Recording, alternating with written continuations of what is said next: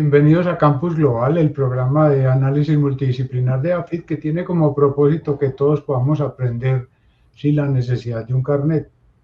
En esta ocasión vamos a plantear una conversación sobre un tema que tal vez por la cercanía de las elecciones y lo que estamos viendo en general con las democracias es interesante, y es que en Occidente nosotros tenemos como referente de la cosa pública y la discusión pública la plaza, que tal vez los griegos pues son como los que empiezan con eso, que es lo que nos llamamos como el ágora, donde las personas, los que eran ciudadanos, se reunían prácticamente a oír lo que los dirigentes de la comunidad tenían para plantear. Yo no sé si la maloca de los indígenas del Amazonas se puede parecer al ágora griega, pero esa ha sido la tradición. Teníamos un sitio, había una plaza pública donde se generaba la opinión y la discusión política. Pero con los medios de comunicación hoy, las redes sociales y todos esos sistemas de comunicaciones, pues están surgiendo como unas nuevas plazas públicas que están compitiendo o de alguna manera desplazando a esa plaza pública tradicional. Entonces, para hablar de esas nuevas plazas públicas, estos son nuestros invitados.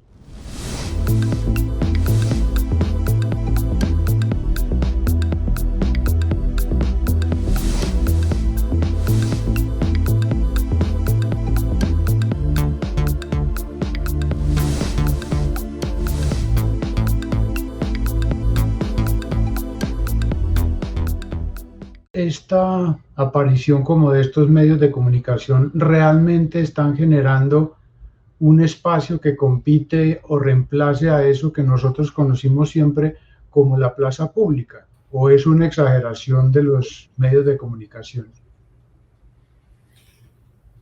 Juan David, yo creo que podríamos comenzar desenredando la madeja de los escenarios en donde hoy se hace política y se construyen, digámoslo, esas relaciones y esos contactos entre los políticos, los dirigentes, los ciudadanos, los electores. Y lo que tú comienzas a advertir es que hay un proceso de mutación de la plaza pública. Yo no creo que lo que esté operando es un reemplazo, sino una complementariedad de otras, con otros diseños. Hoy estamos pasando de una política en los escenarios analógicos a una política a escenarios virtuales. Estamos pasando de una política de contactos directos y de una inmensa cercanía en la concepción tradicional de la política, en la plaza pública, a unos contactos inmediatos, pero que no son directos, que no son, digámoslo, de una manera de acercamiento, de afectividad o de emocionalidad. Estas nuevas plazas públicas le están imprimiendo otra emotividad, otros rasgos a esa manera de pensar, sentir y hacer la política. Tal vez Néstor o Adriana, los que quieran.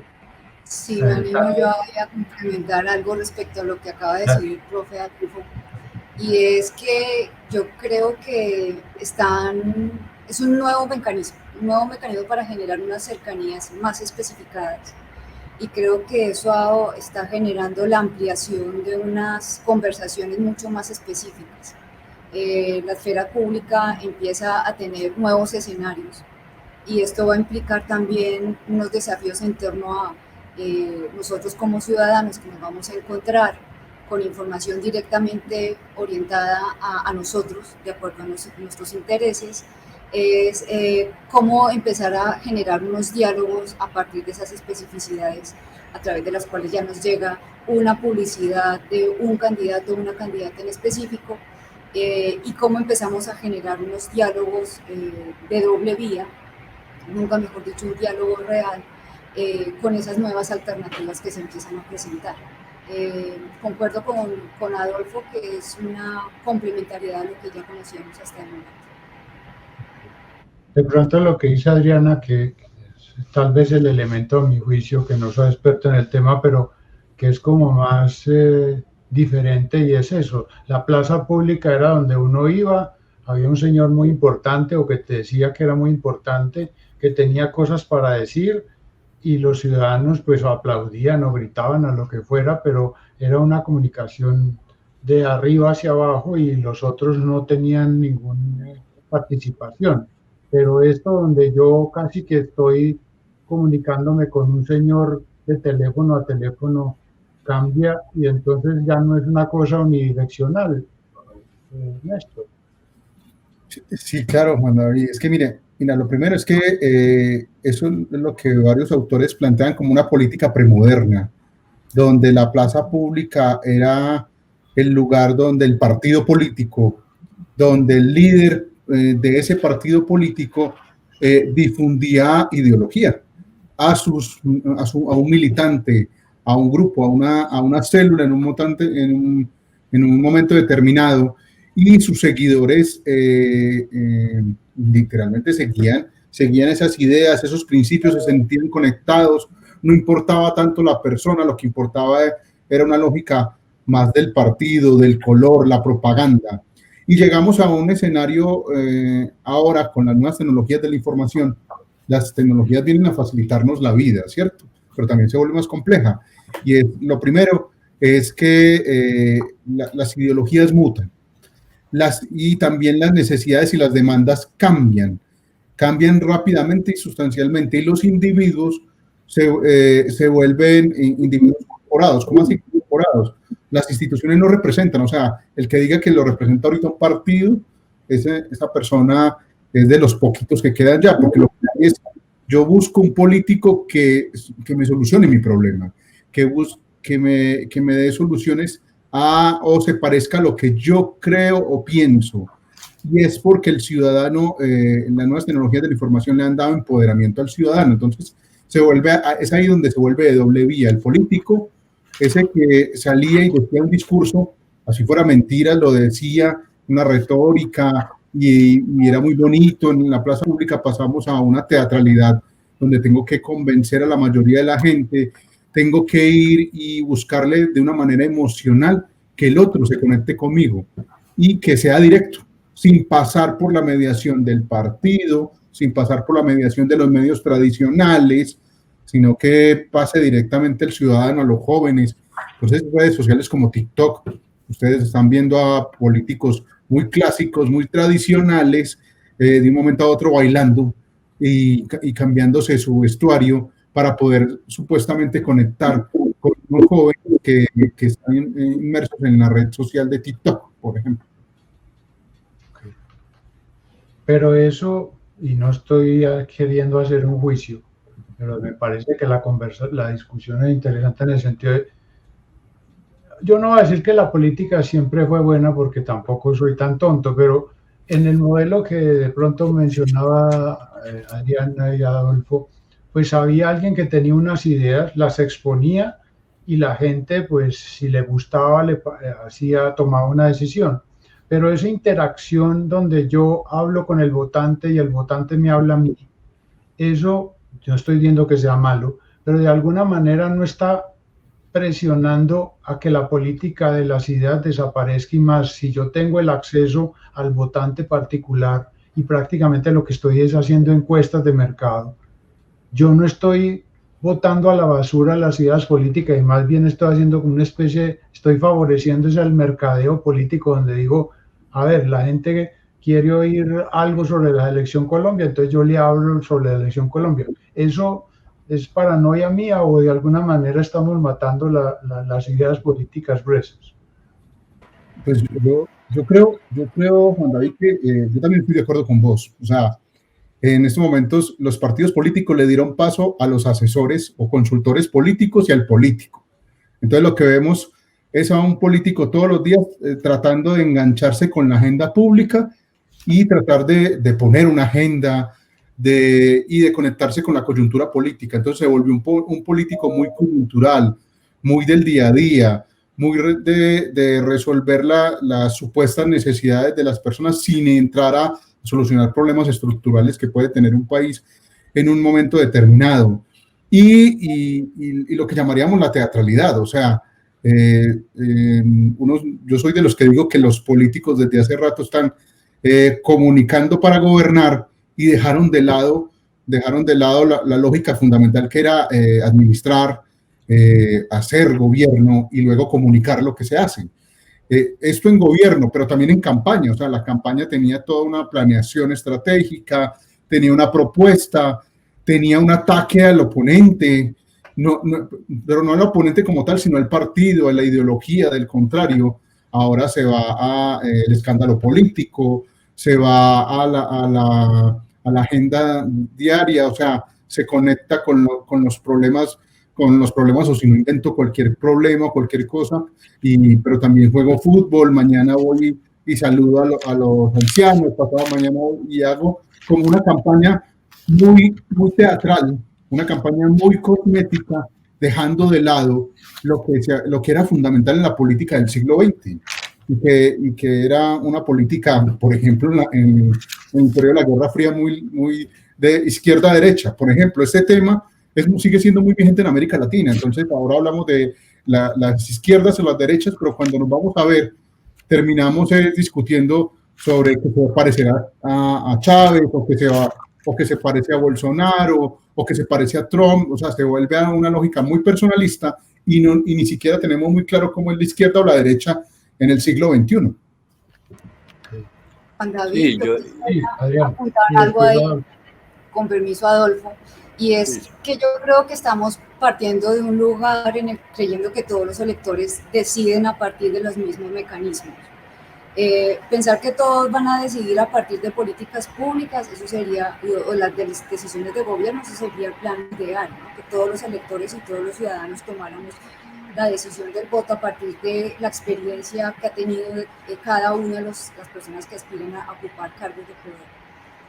Sin embargo, yo creo que también estamos en un mundo en el que hay muchos cientos de electorados que deciden a partir de identificaciones personales, de qué come esa persona, qué sitio frecuenta, qué cuestiones son con las que yo me identifico en términos de la persona. Puede ser hasta el color de piel, hasta la forma como, qué lugares frecuenta o cómo viste, ¿no? Entonces, creo que en ese sentido los candidatos, esto no es nuevo, sino que creo que las redes sociales han puesto esto mucho más en evidencia, y es que es todas las estrategias de mercadeo político al servicio de todos esos electorados a los cuales candidatos y candidatas quieren llegar. Y entonces no es distinguir a los que se fijan su voto a partir de la experiencia que el candidato o la candidata demuestra, sino también a partir de unas identidades personales. Entonces creo que estamos frente más bien a la manifestación más clara y la materialización más clara de cómo se han venido transformando desde el siglo XX con la aparición de los medios de comunicación, prensa y radio, la figura de la mediación de los candidatos y candidatas. Las redes sociales han puesto y nos han hecho cada vez más latente que la forma de llegarle a todos los electorados es muy, muy compleja, y lo que han hecho es facilitar el poder llegar a todos estos diferentes electorados. Sí, en ese sentido yo creo que es también notorio para la reflexión, y es que se está marcando una tendencia en la capacidad de generar convocatoria. Es decir, hoy hay otras audiencias y la preocupación de los políticos es la del mercado político, no es la de la dimensión de lo público o una dimensión de generar contenidos. Esa es una racionalización de la política que genera otro tipo de formatos, otro tipo de premisas para hacer la política. Hoy Twitter, Facebook, Instagram, YouTube son los otros escenarios preponderantes en la contienda electoral. Ahí hay otros lenguajes visuales, hay otras retóricas, hay otras maneras de fidelizar. Antes hablábamos de los partidos, la lealtad al partido. Hoy es una lógica muy desde las premisas del mercado, es fidelizar, y si TikTok genera unas expresiones que construyen una afición de acercamiento, una concesión muy privada, muy íntima del candidato, qué come, qué baila, a qué le tiene miedo, pues ahí hay cierta perspectiva de cómo se están generando las audiencias. Yo no creo que hoy los grandes discursos, discursos célebres de líderes políticos en el mundo eran la impronta de identidad desde el punto de vista de la concesión de la política, del modelo de desarrollo, la visualización de las problemáticas, la construcción de una agenda de gobierno. Yo creo que esa está postergada a otros momentos. La campaña electoral ya es la espectacularización de la política y no justamente la generación de contenidos o la definición de líneas de preocupación para construir electorado. Una cosa para que no vaya a quedar la impresión de que nosotros estamos en contra y que nos parece bueno que la política seria era la anterior y esta no sirve, pero porque finalmente creo que, por lo que yo les he entendido, como ustedes dijeron, no es un escenario que reemplaza, sino que complementa, como dijo Adriana.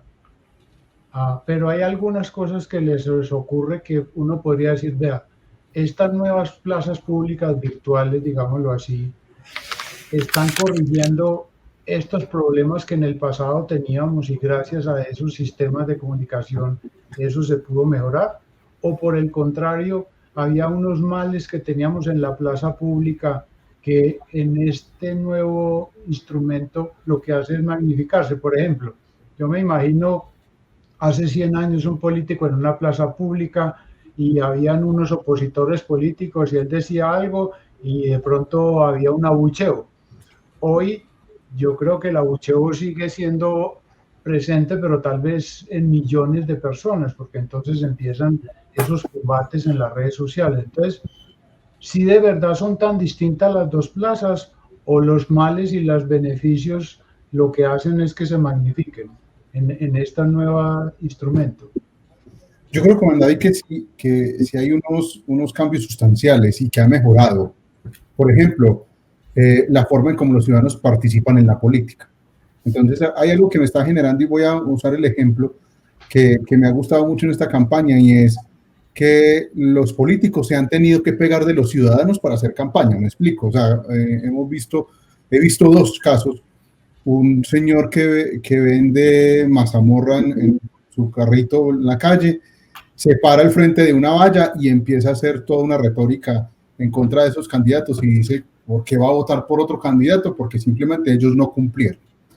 Y también un campesino que hace lo mismo, dice, no, a mí no me van a volver a comer el cuento con eso, yo creo que la mejor opción es esta, porque en el campo todo está mal y no me vuelven a cometer. Entonces, y después aparecen los políticos apegándose a eso, ya yo te apoyo, ya tal cosa, etc. Entonces eso es un cambio de esta nueva plaza pública. Y lo segundo es el control político. Desde ellos mismos se tiene que hacer control político. Por ejemplo, hemos visto a Duque contradiciendo a Duque con las redes sociales, con los videos viejos.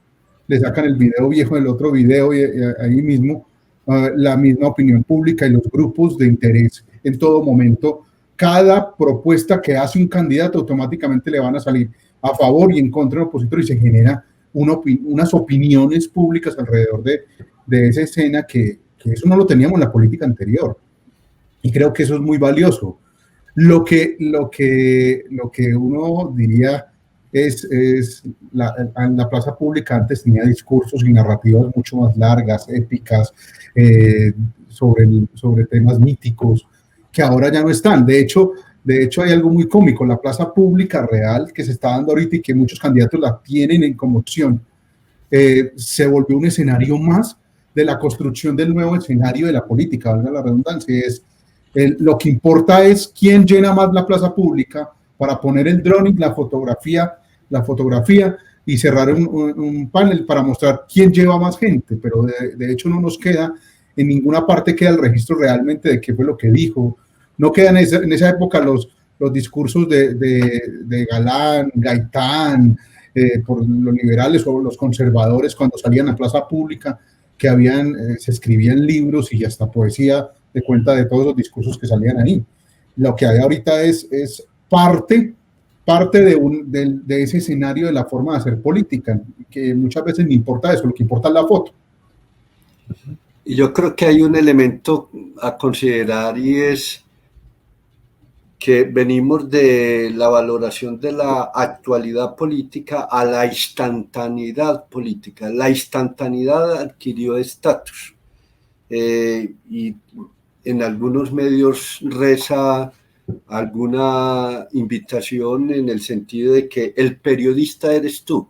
Es decir, los ciudadanos en las redes han aceptado que alguna característica bondadosa tienen ellos, las redes, y es la polifonía de voces que se pueden advertir o que se pueden reconocer en un instante de la vida política de la ciudad o del país.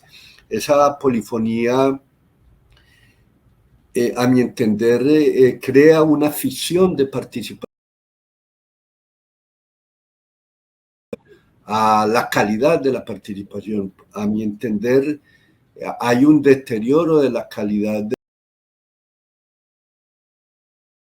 de más polifónicas, aún de la desigualdad en calidad de las plazas de participación en la generación de contenidos o de opiniones o de seguimientos a una situación. Esto no es una consideración nostálgica del pasado como se hacía política, pero yo creo que la política también está definida por las formas, por los medios, por la generación de entornos de deliberación, entornos de un raciocinio, de un escrutinio público mucho más detenido.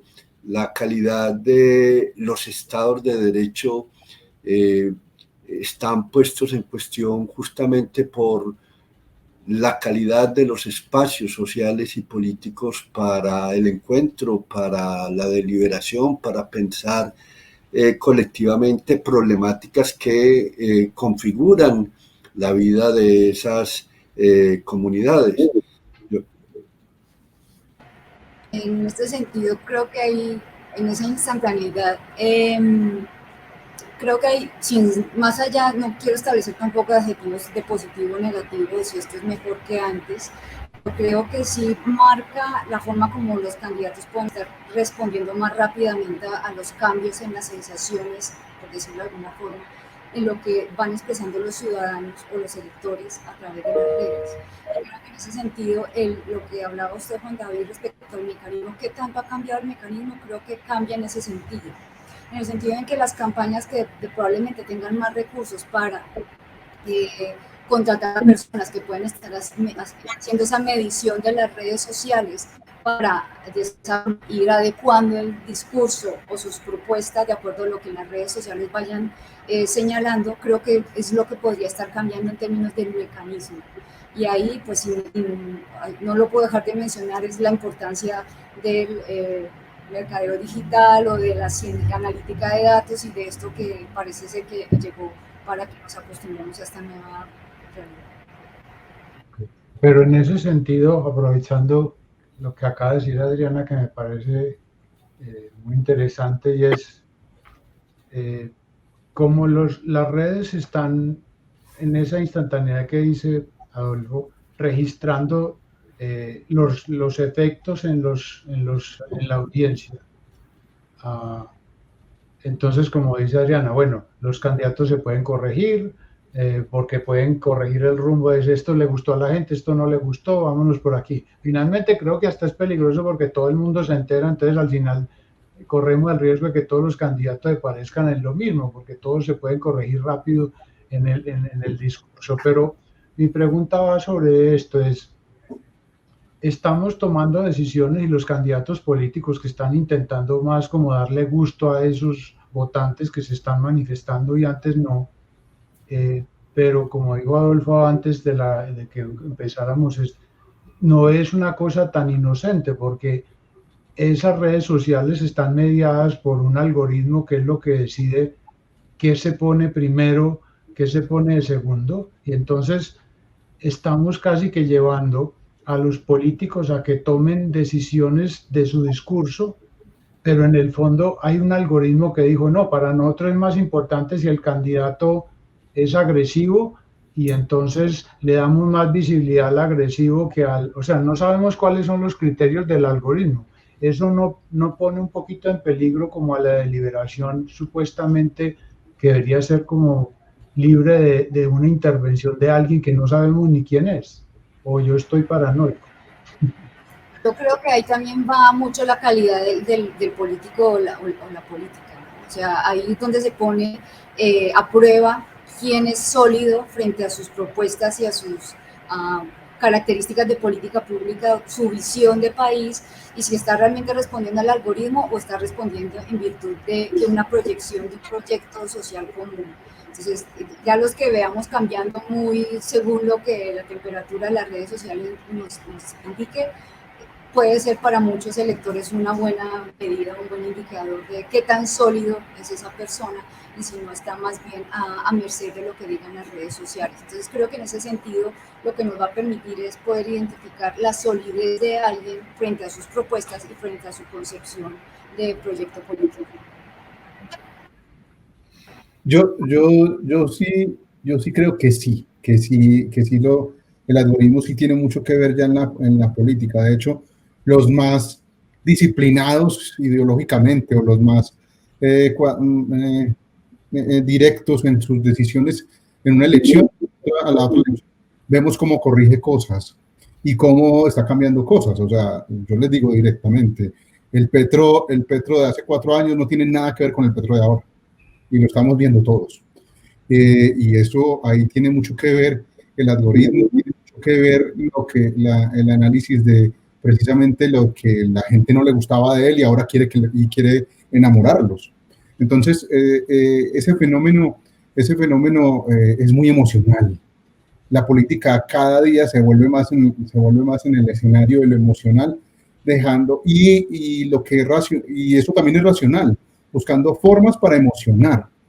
Y la política cada día está más en eso. Entonces, cuando se proponen campañas, es muy diferente a lo que se gobierna. Y hay una desconexión total. Ustedes los ven proponiendo una cantidad de cosas que luego no lo justifican y argumentan del por qué no se puede hacer.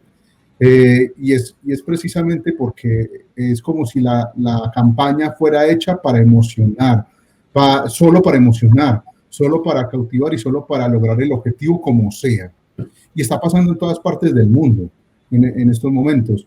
Es bien, uno pensaría, por ejemplo, en Europa, que es un sistema parlamentario, que hay partidos fuertes, supuestamente, y no está pasando ahora eso, pero la migración tiene mucho que ver, la religión tiene mucho que ver, todos esos temas van apareciendo en las campañas y los políticos van modificándose rápidamente sobre sus propuestas que supuestamente la cultura, el grupo social al cual pertenecían, el mismo partido al que pertenecían, le habían dado como una forma de hacer la política y de un momento la modifican. O sea, vemos partidos socialistas en Europa que se vuelven de prácticamente de derecha y toman decisiones de derecha y viceversa. O sea, partidos y gobernantes de derecha que toman decisiones sociales muy fuertes ahora. O sea, eso lo estamos viendo porque es como si la agenda pública se perdió el control de parte de la política. La agenda la están poniendo a otro lado, otro escenario, el mercadeo puede ser.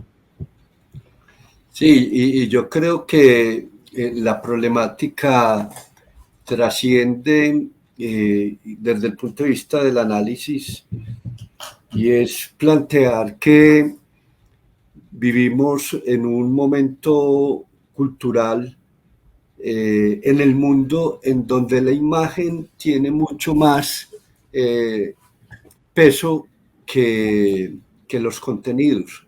O sea, yo creo que las maneras de aparecer, la escenificación de la política, la teatralización de la política, le ha recargado un inmenso valor a la imagen, a las maneras de aparecer, a las maneras de decir, y el algoritmo ha estado diseñado justamente bajo esas premisas.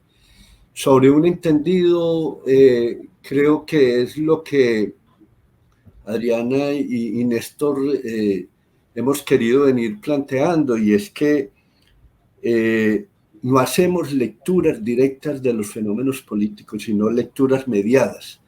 Y esas lecturas mediadas hoy están por los grandes medios de comunicación, y entre ellos las redes sociales mundializadas.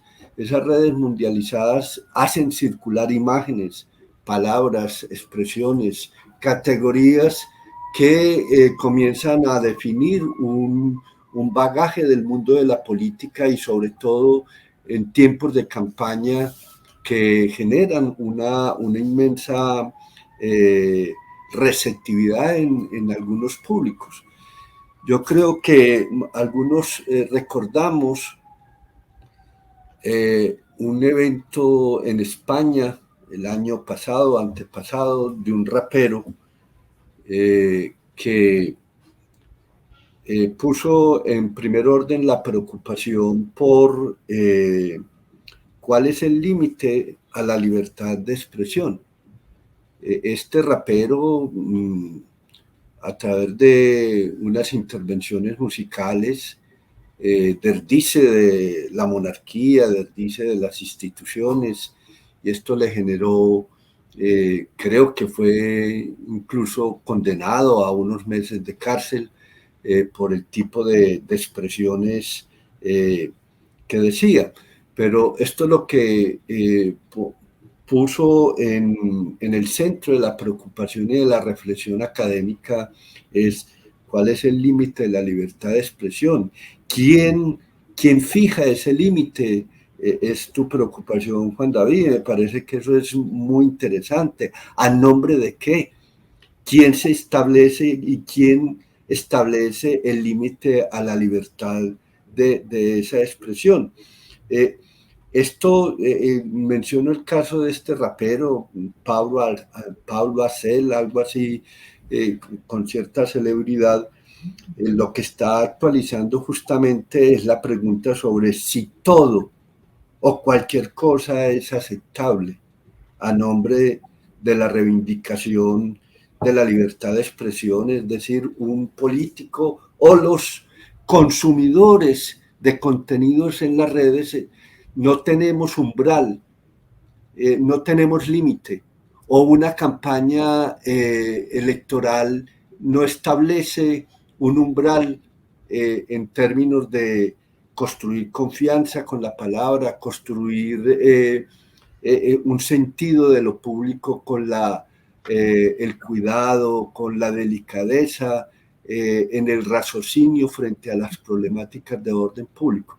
A mí me parece que cuando pensamos en esas otras plazas públicas, incluso no hablamos de nuevas plazas públicas, son otras plazas públicas en donde concurrimos los ciudadanos, en donde los proponentes con su oferta discursiva, los candidatos son capaces de construir una capacidad de convocatoria que se traduzca en las urnas.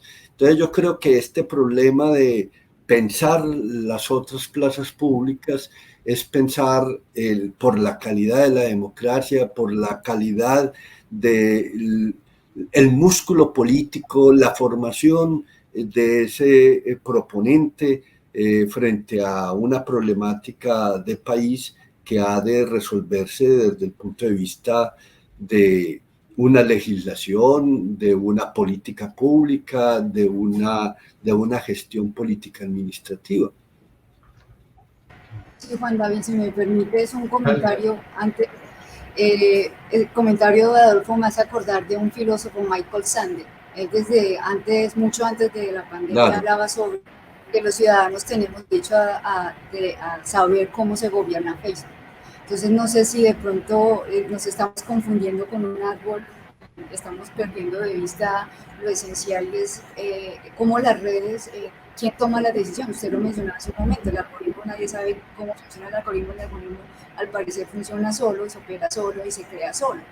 Entonces creo que en ese sentido creo que valdría la pena cambiar la mirada a esto que dice Adolfo, y es la calidad de la democracia viene mediada por estos nuevos medios, y estos nuevos medios que no se sabe ni quién los gobierna, bueno, sabemos quién los gobierna y no sabemos cómo se gobierna. Y la importancia que han empezado a tener desde hace alguna década en términos de los procesos electorales en específico. Y un último asunto sobre el cual a mí me gustaría que quedara en el tintero, y es, ahora estamos hablando de la importancia de las redes en el momento de tomar decisiones. Me encantaría saber cómo va a operar las redes cuando quienes obtengan los cargos de poder político, cómo la van a operar en clave lo que decía también en este momento, en términos de su rendición de cuentas. Realmente lo van a operar en ese sentido de, ustedes me apoyaron en ese momento, ahora yo estoy en obligación de contarles a través de mis redes sociales lo que yo estoy haciendo. Claro. O sea, finalmente es una herramienta, y las herramientas son tan buenas como lo que hagamos con ellas. No se trata de decir que per se es buena o per se es mala. Yo creo que, y me parece interesante que lleguemos a este tema, porque si alguna vez tuvimos la convicción de la necesidad de los buenos votantes, yo en estos días escribí en mi columna y dije que en democracia los gobiernos son tan buenos, no como los gobernantes, y no como tan malos sean los electores. Si los electores están, digamos, empoderados porque son los que están dando las pistas de qué es lo que quieren oír, el político tiene acceso a eso. No estoy diciendo que tenemos que olvidarnos de tener buenos políticos, pero para todos, para el sistema educativo, finalmente la presión es, necesitamos una mejor educación de política en los ciudadanos, porque si van a adquirir el poder que al parecer están adquiriendo, pues entonces ahí tenemos un trabajo por hacer muy grande. Yo creo, Juan David, que ahí vos acabaste de plantear uno de los grandes problemas del siglo XXI, y es ahora quién es el buen político o cuál es la buena política. O sea, el ejemplo que yo les daba antes de iniciar esta charla, y es los youtubers se fueron a hacer política en el mundo. Todo aquel que medio sepa hablar o le guste un tema público se está lanzando a la política. Y hay algo, y es que yo siento que la política perdió de esfera. Para hacerme entender ante la audiencia, es como que todo el mundo sabía que el poder estaba en la Alpujarra o en la Casa de Nariño, y de un momento a otro el poder trascendió estos lugares y el poder está en todos lados. Y entonces ya no se sabe cuál es el centro del poder, y todo el mundo está entendiendo la política desde esa lógica. Entonces vemos primero una alta participación de todo el mundo cree saber de política, todo el mundo participa en la construcción de la política, pero sin depender de una institucionalidad, por ejemplo, un partido político. Entonces aparece ese fenómeno de la personalización de la política, donde yo supuestamente tengo unos intereses, y cuando voy allá, yo gobierno para esos intereses. Yo muchas veces veo a los presidentes latinoamericanos que ellos hacen cada mes van diciendo qué van haciendo, o le van hablando y todo el mundo habla desde su punto de vista, y todo el mundo está gobernando bien, pero los ciudadanos dicen, pero este está por este lado y yo por el otro. Sí, cada vez más desconectados los políticos como de una realidad, pero los políticos sienten que están haciendo todo eso. Sí, claro, están haciendo lo que le prometieron a su público, a sus interesados, y se les olvidó, por ejemplo, que un presidente gobierna para todo el mundo, o en campaña las propuestas supuestamente son para todos, pero cuando usted mira entre líneas, las campañas están hechas y las propuestas están hechas para unos grupos determinados que son los que saben ellos que van a votar por ellos o van a convencerlos en un momento determinado. Entonces yo siento que la política sí, desde que los partidos políticos, y no es que añoren que vuelva otra vez el viejo partido liberal o conservador, sino por lo menos que vuelva a unas lógicas institucionales. Desde que se perdió eso, sí se ha perdido mucho la brújula de la política, o sea, de cómo se hace la política. Los ciudadanos, no es que antes hubiera mejor política en Colombia, pero por lo menos los ciudadanos elegían, si era liberal, elegía liberal, y si era conservador, conservador. Ahora simple y llanamente aquel que medio me convenga o aquel que logre mi objetivo o mi interés. Pero no sea, los ciudadanos del siglo XXI nos preguntamos, ¿sí? ¿Cuál es el político realmente que necesita mi país o necesito yo para que esto genere bienestar?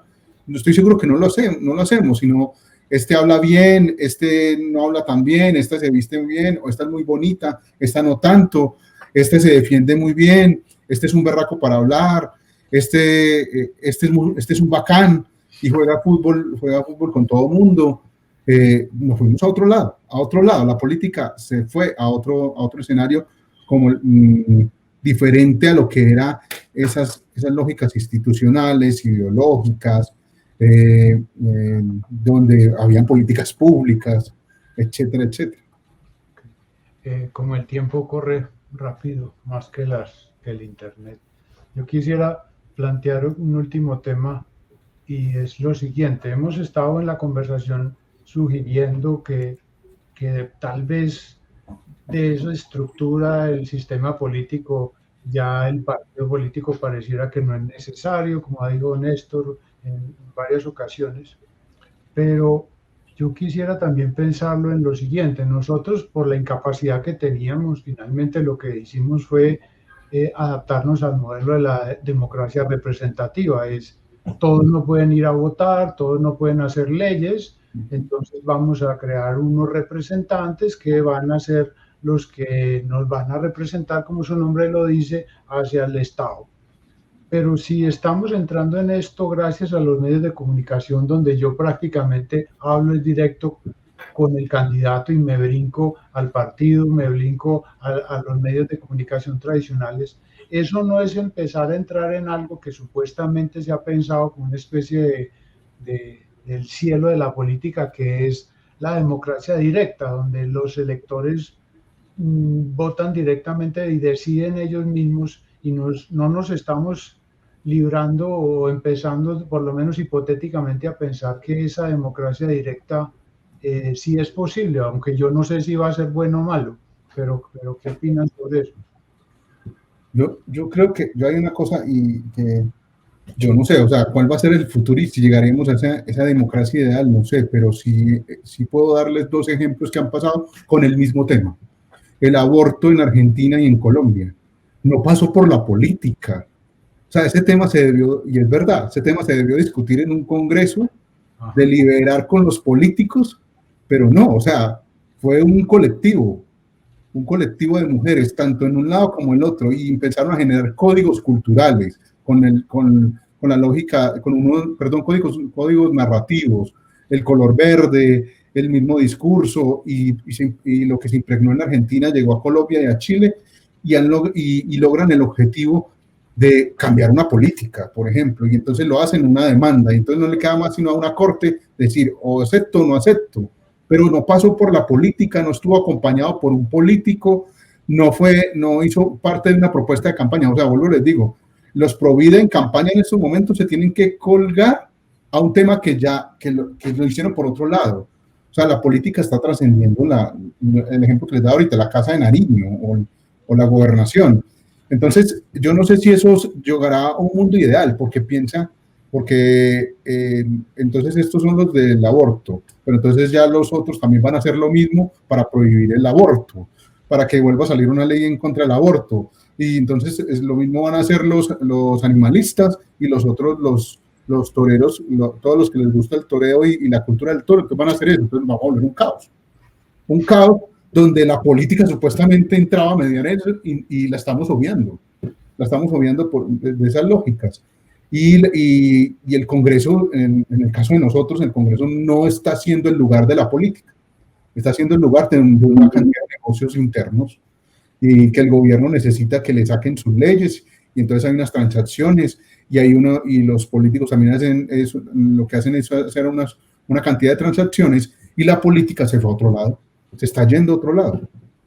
Entonces yo creo que la reflexión nos podría conducir a discutir que lo que está en crisis es unas formas de hacer la política en un contexto en donde lo político sí está en un proceso de efervescencia.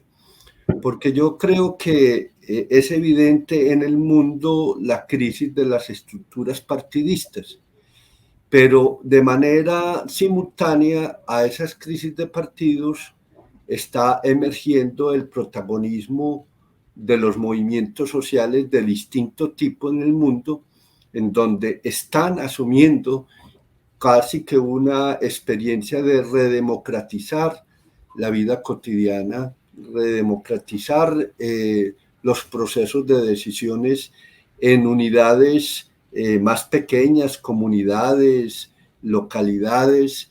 Es decir, la política macro liderada por las estructuras modernas de los partidos políticos está en declive justamente por las formas, y creo que hoy aparecen nuevas ciudadanías con otros discursos, con otras reivindicaciones, con otras formas de ejercer y de vivir lo político. Es decir, la concepción democrática sigue teniendo un gran activismo en las sociedades contemporáneas que contienen una profunda crisis a las estructuras tradicionales de hacer la política, que han sido los partidos. Claro, hay otro ejemplo que quiero darles. Una niña como Greta Thunberg ha hecho más, o ha puesto más en tela de juicio, o ha deliberado mucho más que un partido verde en cualquier parte del mundo. Entonces miren cómo se pone la escena. Entonces, y el protagonismo es mucho mayor, tiene mucho más pantalla, tiene más apoyos de mucha gente, empiezan a copiarlo. Entonces, y literalmente se está haciendo mucho más política por esos lados que con los partidos políticos, que con la misma tradición de la política. Y es ahí donde es importante volver al escenario de todas estas herramientas mediáticas. O sea, Greta Thunberg sin internet, sin redes sociales y sin la televisión por cable, pues sería una niña por allá en su país, allá simplemente diciendo una cosa los viernes en la plaza pública, y ya se hubiera acabado y ya. Pero miren cómo se vuelve tan importante que literalmente puede enfrentarse al presidente más importante del mundo, como hay imágenes por ahí, donde esta niña le habla directamente a Donald Trump y sale en la misma imagen, o sea, lo ponen al mismo nivel, en unas lógicas que eso antes era impensable, que eso no estaba. Esos son nuevos escenarios que están ahorita. O sea, cualquiera puede convertirse en un líder público, llamémoslo así por no decirlo político, un líder público en cualquier momento. O sea, los actores y cantantes son capaces de sacar un presidente en cualquier momento, en cualquier lado del mundo, si se unen y hacen todo eso. Cuando esas lógicas se debieron de tener una plaza para discutirla, un ágora para discutir y definir si era legal o ilegal, si hay que hacer una reforma o no, si hay que sacar un presidente porque cumple o no cumple. Todas esas cosas se han ido a otro lado. Bueno, yo quisiera terminar, porque el tiempo se nos acabó. Pues primero agradeciéndole a todos ustedes que han participado, a Adriana, a Adolfo y a Néstor. Pero mi conclusión final es eso, es finalmente, no estamos diciendo que eso es malo, es la evolución, y la tecnología, como todo, altera la condición de los humanos, de sus instituciones, incluso a una velocidad más rápida que la que las mismas personas e instituciones son capaces de reaccionar.